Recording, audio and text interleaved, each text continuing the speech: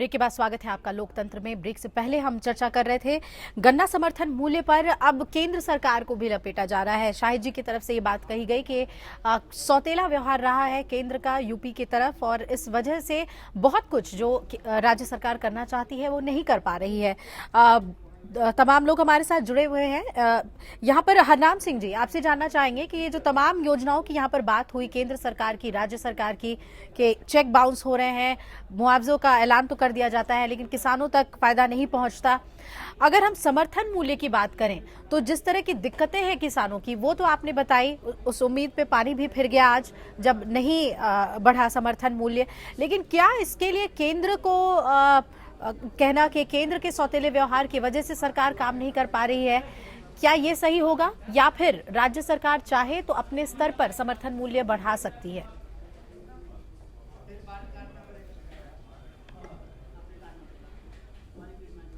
देखो, दोनों सरकार, चाहे केंद्र सरकार हो चाहे उत्तर प्रदेश सरकार हो, केंद्र सरकार ने अपने घोषणा पत्र में ये कहा था कि किसान को लागत का 50% जो लाभकारी मूल्य हम देंगे।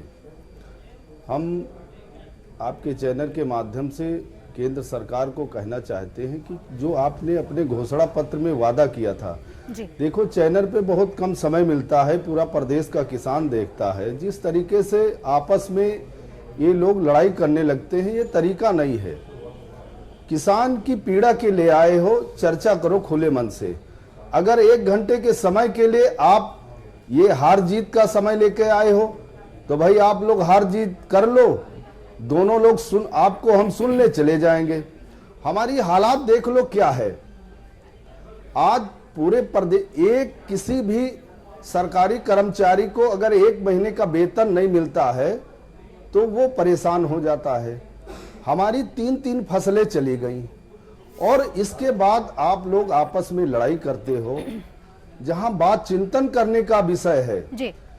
गन्ना बिजली का रेट बढ़ा है, लेबर बढ़ा है, ठीक है, डीजल का रेट बढ़ा है, सब कुछ बढ़ गया।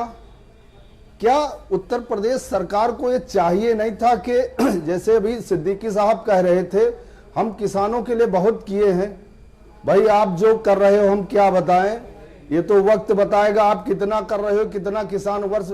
ये किसान वर्ष आप इस चैनल पे आप कहो कि हम किसान वर्ष नहीं मना पा रहे हैं, आप कहो केंद्र सरकार हमें पैसा नहीं दे रही है, हम ये जो किसान वर्ष घोषणा किए थे मनाने के लिए हम वापस ले रहे हैं। भाई किसान के लिए आपके पास योजना नहीं है। आप हाईवे बना रहे हो, सब कुछ बना रहे हो, सारी चीजों के लिए पैसे हैं। बुंदेलखंड के किसान को क्या पानी नहीं दिया जा सकता है? बिल्कुल, लेकिन एक और अहम बात है, मैं चाहूंगी कि इस पर आईपी सिंह जी अपनी बात रखें। आईपी सिंह जी, केंद्र कोई योजना लाती है तो उत्तर प्रदेश भी उस पर सामने आ जाती है। अगर स्मार्ट सिटी की बात होती है तो मॉडल टाउन की बात यूपी की तरफ से कही जाती है। आज हमने वो देखा कैबिनेट मीटिंग में भी कि जो पीएम फसल बीमा योजना है उसी के तहत यूपी में भी उसे अनाउंस कर दिया गया है। तो क्या कहीं ना कहीं केंद्र सरकार के साथ कॉम्पीट करने के चक्कर में ये अहम मसले पीछे रह जा रहे हैं? आईपी सिंह जी, देखिए, प्रधानमंत्री फसल बीमा योजना 13.5 करोड़ किसानों को सीधे सीधे लाभ पहुंचने की योजना अभी माननीय प्रधानमंत्री जी ने मकर संक्रांति के दिन घोषित किया। उससे पहले आप देखिए फसलें जो नष्ट हो जाती थी उसका जब भी उसका मूल्यांकन किया जाता था तो 50% जब फसलें नष्ट होती थी तब उसका कहीं जाकर मुआवजा बनता था। भारत सरकार का वो हिस्टोरिकल फैसला था जिसको घटाकर 33% कर दिया गया। और यही एकमात्र कारण था कि पहली बार उत्तर प्रदेश सरकार को भारत सरकार ने एक बार 2801 करोड़, अभी 1300 करोड़ रुपए जो भी नुकसान हुआ था वो किसानों को मिले कि और कैसे गन्ना किसानों को उनका सीधे उसका लाभ मिले।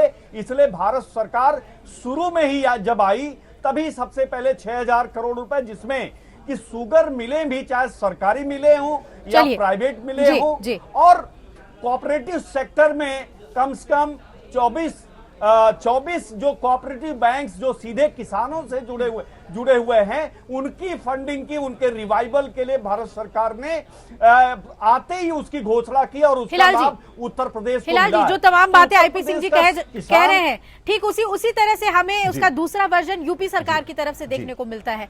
दोनों ही कंपटीशन तो करते हैं मुआवजे के मामले में, योजना के मामले में, लेकिन फायदा किसानों को नहीं मिल रहा है। क्या सियासत है ये? इनसे पूछ लीजिएगा कि 13 वर्षों में क्या किए, 10 वर्षों में। अभिलाषा जी, अभी तो 1.5 साल का मामला, हिलाल जी से भी पूछ लीजिएगा। अभी सिर्फ 1.5 वर्षों की मैं आऊंगी शेखर जी आपके पास, गिना पा हिलाल जी रहे को भी हैं। शामिल इनसे कर कहिए लें। 10 वर्षों में हिलाल क्या जी। किया वो भी बता दे।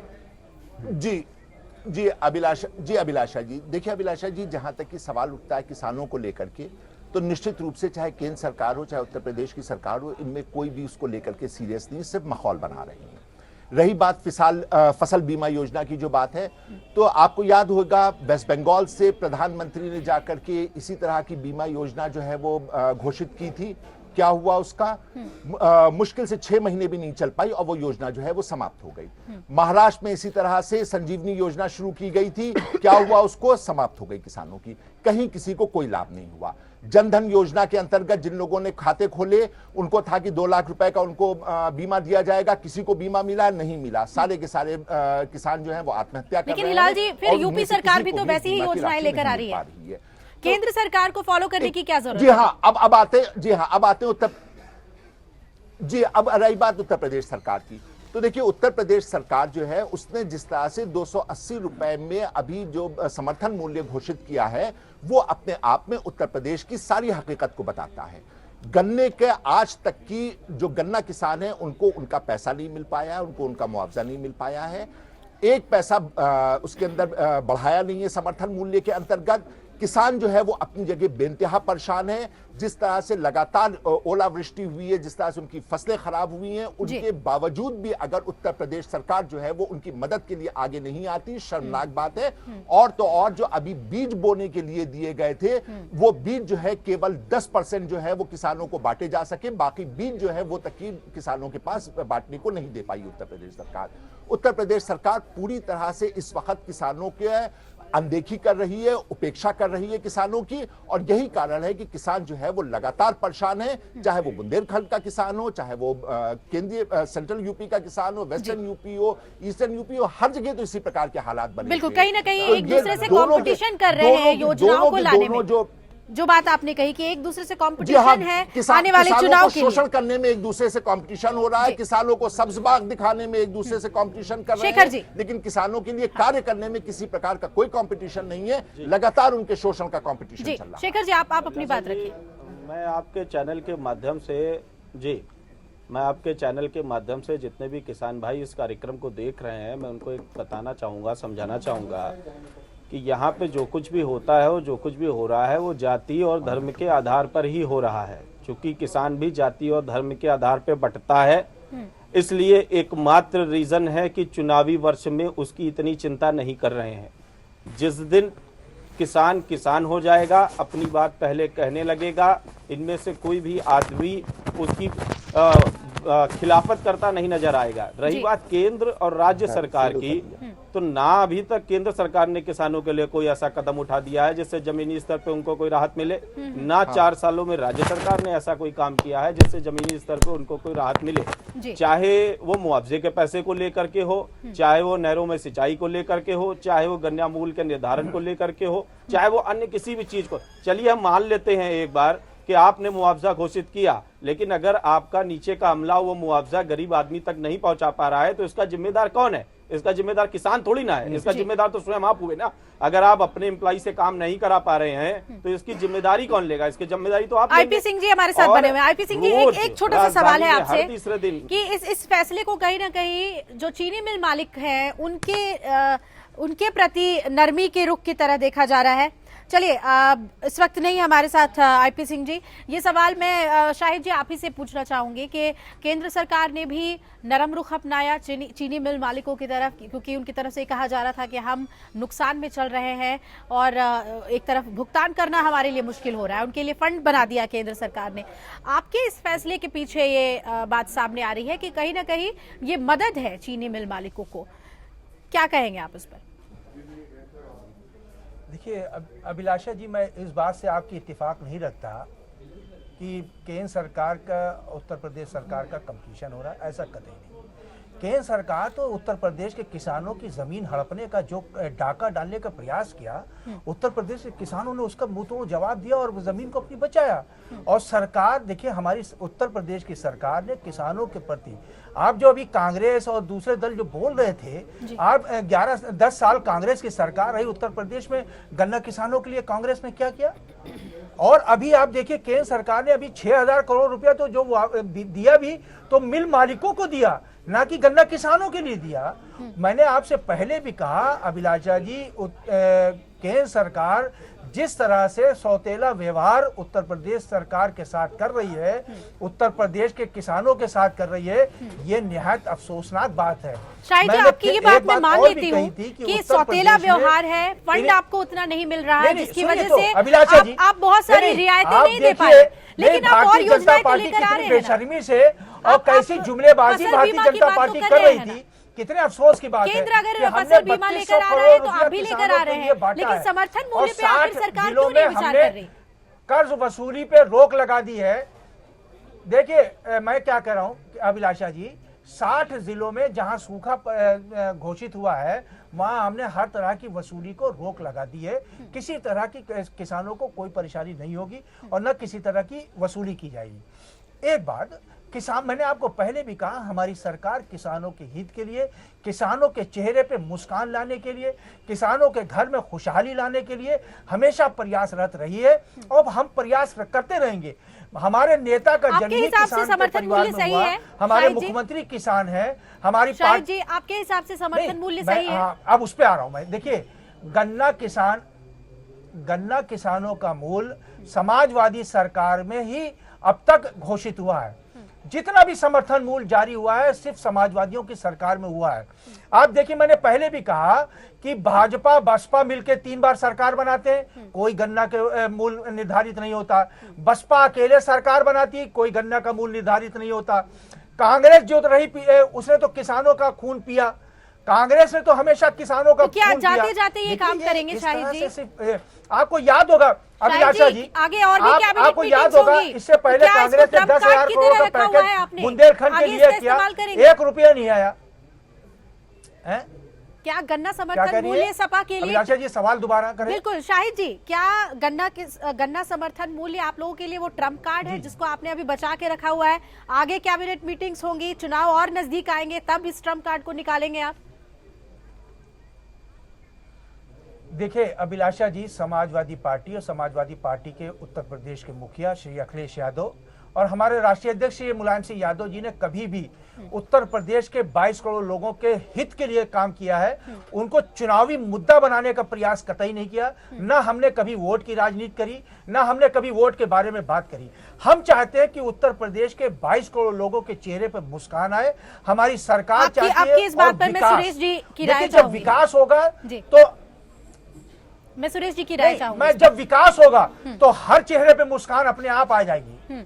सुरेश जी, क्या लग रहा है आपको, जिस तरह से योजनाओं को लेकर अनाउंसमेंट हो रहे हैं तरह तरह के, ये कहा जा रहा है कि ना वोट की राजनीति हो रही है, ना चुनाव से पहले लोक लुभावन योजनाएं सामने लाई जा रही हैं, तो आखिर गन्ना किसानों का मसला क्यों रोक के रखा गया है? क्या इसे बिल्कुल चुनाव जब मुहाने पर होगा तब इसे सामने लेकर आएंगे? सुरेश जी, क्या लगता है आपको, क्या सरकार की स्ट्रैटेजी है इसे लेके?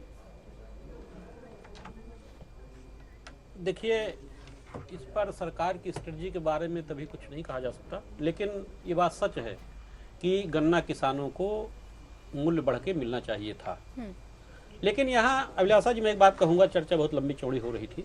जहाँ तक ओलावृष्टि की बात थी, ओलावृष्टि से किसानों को जो नुकसान की बात थी, तो पिछले विधानसभा सत्र के दौरान राजस्व मंत्री शिवपाल सिंह यादव ने विधानसभा में घोषणा की थी कि करीब 3460 करोड़ रुपए, लगभग 3500 करोड़ रुपए उन्होंने अपने निजी संसाधनों ने, प्रदेश सरकार ने निजी संसाधनों से किसानों को बांटा है जी। ये भी सच है, अनियमितताएं हुई, कहीं जगह कुछ चेक जो है बाउंस हुए, चेक जो है कहीं जगह जो है लौटा दिए गए, कहीं ऐसा। लेकिन हाँ, सच सरकार ने उसकी मॉनिटरिंग नहीं कर पाई। और ये भी सच है कि जब वो ये बयान दे रहे थे तभी भाजपा ने उनका विरोध करते हुए कहा था कि केंद्र सरकार ने इतनी धनराशि उपलब्ध कराई है। जब उनसे पूछा गया तो वहां के विधानमंडल दल के नेता खन्ना जी स्पष्ट रूप से नहीं कर पाए।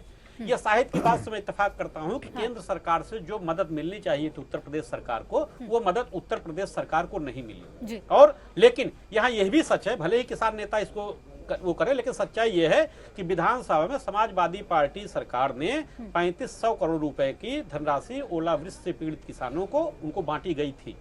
बांटने में अनियमितताएं हुई, गड़बड़ियां हुई जो सामने आई हैं, जिनको फिर से बाद में किया गया। लेकिन ये सारी योजनाएं किसानों के लिए काफी नहीं है। किसानों की स्थिति में निश्चित रूप से सुधार किया जाना चाहिए और सभी राजनीतिक दलों को इसको राजनीतिक का मुद्दा नहीं बनाना चाहिए। जैसा कि हमारे सभी राजनीतिक दल इस बात पर लड़ रहे हैं कि उन्होंने ज्यादा किया, कि इन्होंने ज्यादा किया, कि इन्होंने ज्यादा किया। सच बात है कि पिछले कई वर्षों से किसान इन्हीं राजनीतिक दलों की राजनीति का शिकार होता आया है। इस पे एक गंभीर होने की जरूरत है। केंद्र सरकार को भी चाहिए, प्रदेश सरकार को भी चाहिए। और जहां तक केंद्र सरकार और प्रदेश सरकार की बात होती है, जब डिफरेंट सरकारें होती हैं, एक दल की सरकार नहीं होती है, तो कुछ समस्याएं पैदा होती हैं दोनों राजनीतिक दलों के बीच, दोनों नेताओं के बीच। शायद जी एक बार मैनिफेस्टो पे भी बोल दीजिए, आपके घोषणा पत्र में रहा है चाहते हैं गन्ना समर्थन मूल्य, उसे अगर चाहते हैं किस तरह से आप देख रहे हैं? किसानों के हितों की बात करनी चाहिए। जी बिल्कुल। शाहिद जी, मैनिफेस्टो पर भी एक बार कह दीजिए, क्या इस पर पुनर्विचार करेंगे? सवाल नहीं, मैंने क्या कहा, जितना भी किसानों के लिए, गन्ना किसानों के लिए, उत्तर प्रदेश के किसानों के लिए, चाहे गेहूं की, कोई भी किसान उत्तर प्रदेश का, उसके चेहरे पे समाजवादी सरकार, उसके मुखिया श्री अखिलेश यादव जी लाने के लिए प्रयासरत हैं और हम उसमें कामयाब होंगे। उत्तर प्रदेश में जो किसानों की समस्याएं हैं उन पे हम गंभीरता से और जो जितना भी बन सकता है किसानों के लिए वो होगा। हरनाम जी, पहले चीनी मिल मालिकों की चिंता कर रही है सरकार, फिर बाद में किसानों के बारे में सोचा जाएगा। किसानों की तो इतनी सारी समस्या है, अगर उसमें से एक छूट जाए तो फर्क नहीं पड़ता है। किसान ही से ही खुशहाली है। अभिलाषा जी। हरनाम जी,